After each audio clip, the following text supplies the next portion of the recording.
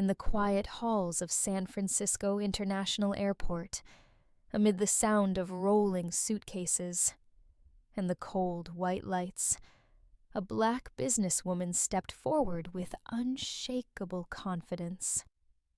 It seemed like just another flight, but behind her calm gaze a silent storm was brewing. This was not merely about a first-class seat being reassigned. It was a clash between the power of silence and unyielding determination, a battle where every glance, every word had the potential to transform an entire industry. If you find this video interesting and bring some lessons to you, please click the like and subscribe buttons to encourage us to bring you more meaningful stories. And now let's listen to the story together. The gentle sound of the airport loudspeaker drifted through the hurried footsteps of passengers at San Francisco International Airport. Early morning light streamed through the massive glass panels, pouring into the departure hall, like a gentle invitation before an impending storm. Amelia Carter stood at Gate 32, her gaze skimming over the throngs of travelers, clutching luggage and boarding passes. She carried the aura of someone accustomed to journeys across continents, from high-profile summits in Zurich to bustling business forums in Singapore. Her sleek black hair was neatly tied back, revealing a high forehead and eyes that glistened with determination, tinged with a hint of fatigue after a long, tense night of work. Amelia was not just another first-class passenger. She was the CEO of Carter & Co., a luxury travel management conglomerate valued at over $950 million, a beacon of success and power in the service industry. She chose an understated elegance, a caramel-colored tailored coat, a delicately patterned silk scarf draped across her shoulders, and a dark leather suitcase that gleamed with impeccable craftsmanship.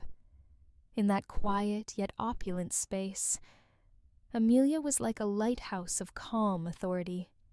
Yet deep inside, she knew she was still a woman of color. No matter how high she had climbed on the ladder of success, she still carried memories of scrutinizing stares and whispered words she had learned to disregard. The world had taught her that success alone could not erase the old prejudices that lurked in places beyond the reach of the law. The loudspeaker sounded again, reminding passengers to have their documents ready. Amelia took a slow breath, letting her eyes sweep the area, pausing at the customer service counter, where she would complete her final check-in. She maintained her composure, though a strange, familiar feeling stirred within a sharp intuition that had often saved her from unexpected situations. Behind the counter stood a young woman named Stephanie Blake, a Skylux Airlines staff member with blonde hair neatly clipped at the nape of her neck and a slightly forced smile. Beneath the polished name tag were the words First Class and Business Class. Amelia gently rolled her suitcase closer, her eyes meeting Stephanie's for a brief, yet meaningful moment. Stephanie hesitated, then put on her professional smile, but there was a flicker in her eyes, a glimmer of surprise, perhaps curiosity, or maybe that same look Amelia had encountered countless times on her travels. A subtle tension settled in the air around the counter. Amelia inhaled deeply, her hand tightening around the suitcase handle.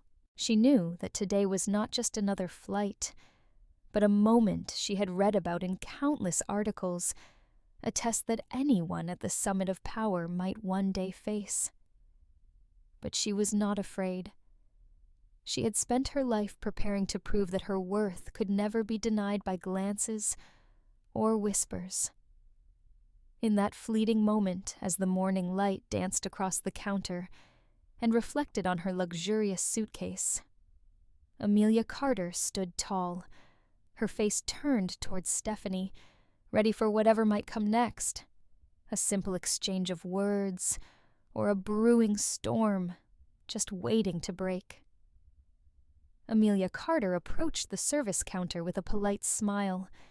She pulled out her first-class ticket and handed it to Stephanie Blake, wearing an air of confidence. Stephanie's eyes flicked quickly over the ticket, then back to Amelia with a look that suggested she had already made up her mind. "I'm sorry, Ms. Carter," Stephanie said, her voice calm but cold. "There's been a change in your seat. The system automatically reassigned you to economy. Seat 47B. For a split second, Amelia stood frozen, her eyes sharpening. She knew very well that her first-class ticket had been confirmed weeks ago, and her VIP membership was beyond question. She also understood that so-called system changes were sometimes just a convenient cover for prejudice and subtle discrimination. 47B. Amelia repeated, her voice steady. "I booked first class. Seat 1A. Here's my confirmation." She held up her phone with the email confirmation. Stephanie smiled, but it was an empty smile. "Sometimes the system automatically adjusts, ma'am," she said, her eyes narrowing slightly. "We appreciate your understanding." Around them, other passengers began to notice some eyes. Curious others, shifting away. A few security guards stood nearby, hands resting lightly on their belts, eyes indifferent. Amelia took a deep breath, keeping her outward composure. But inside, a quiet fury simmered. She realized she was facing not just an unprofessional employee, but an entire system complicit in protecting itself. She wondered how many other people of color had been treated this way, without a voice. "May I speak to a manager?" he asked, her gaze like ice. Stephanie hesitated, then bent over her radio, fumbling for a moment. A man in a black suit appeared, his eyes full of authority, but avoiding Amelia's gaze as she explained. "We're very sorry, but this is company policy," he said, his voice scripted. "There's nothing more we can do." Amelia looked him straight in the eye, her voice dropping low, but resonating with power. "I don't need an apology. I need respect and fairness." But silence answered her, cold and familiar. In the dim light of the departure lounge, Amelia understood that this fight was not just about reclaiming a seat. It was about standing up to a system long accustomed to silencing people like her. A deep wave of resolve rose inside her. Her breath slowed, and her steady gaze met Stephanie's challenging eyes. In that moment, memories of past discrimination flooded back, forming an invisible bond between her and others who had faced the same. "So a woman of color like me can't sit in the first-class seat I paid for," Amelia thought to herself. But instead of reacting with anger, she chose to remain calm, turning her quiet fury into an invisible shield. She looked Stephanie in the eye, her gaze piercing. "I understand," Amelia said, her voice gentle but powerful. "And I also understand that sometimes a smile can hide the bitterest truths." Stephanie blushed, lowering her eyes as though her secret had been exposed. Yet she struggled to regain her composure. "Ma'am, this is just standard company procedure. Amelia cut her off. "I don't need more excuses. I need my rightful seat. I need to be treated as a human being." She glanced around and saw that other passengers were beginning to listen. Some frowned. Others quietly avoided her gaze. Security guards watched her warily, as if ready to intervene if things escalated. But Amelia remained calm, her eyes as strong as steel. Suddenly, from behind the counter, a senior manager emerged. He wore a perfectly tailored suit. His salt and pepper hair slicked back his eyes, sharp and calculating. His name tag read, David Sanders, Senior Manager. "What's going on here?" David asked, his tone slightly surprised, but still composed. Stephanie turned to him, her face anxious. "Sir, Ms. Carter is complaining about her seat reassignment." Amelia lifted her chin, facing David head-on. Her voice was clear and unwavering. "I booked first class. And I know this seat reassignment is not just a system glitch. It's an insult. I am not the first person to be treated this way, and if you think I'll be silent, you're mistaken." David hesitated, then nodded with a rehearsed politeness. "We'll check the system again, ma'am," but his eyes slipped away. Avoiding Amelia's, as if every explanation had been programmed long ago. The cold detachment in his demeanor made Amelia realize that she wasn't just confronting a single person or a single process, but an entire machine of prejudice and power woven together over decades. In that moment, Amelia knew she needed to do more than resist. She needed to be the storm the system had never seen coming. And that storm, she knew, was her. Amelia took a deep breath, letting it settle before she acted. She pulled out her phone, opened the corporate management app, and sent a single message. Execute. That message was the signal that unleashed the full force of Carter & Company's legal team, media relations, and strategic partners. In that moment, she stood tall, her eyes locked on David Sanders and Stephanie Blake, with a gaze that made them shrink. She was no longer just a first-class passenger. She had become the embodiment of resistance against injustice. Meanwhile, David Sanders's phone buzzed with an urgent call. His face turned pale as he read an email from the corporate partnerships team. Cancel. All partnerships with Skylux Airlines. Freeze all pending transactions. The atmosphere in the departure lounge seemed to freeze. Staff nearby sensed that something far bigger was unfolding. Stephanie's face turned ashen, her head bowed as she realized that everything had slipped out of her hands. Amelia, her eyes cold and unwavering, spoke to David. "This is not just about a seat. It's about dignity and justice. You underestimated me, and now you're going to understand what consequences feel like." The boarding chime sounded, announcing the flight's departure, but no one paid attention anymore. Passengers' murmured phones buzzed relentlessly.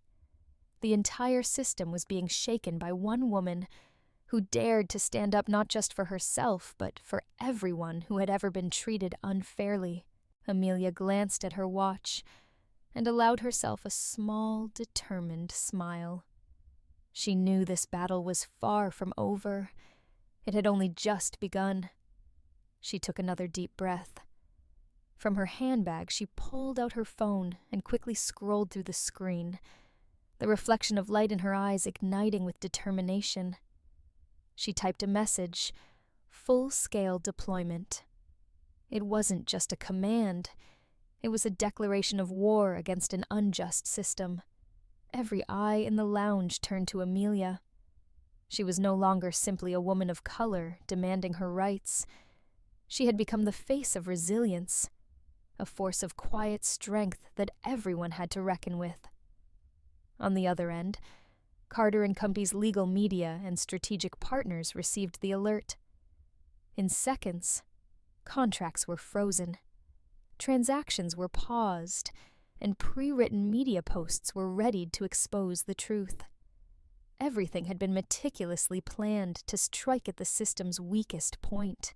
David Sanders, senior manager of Skylux Airlines, stared at an email from the corporate partnerships team.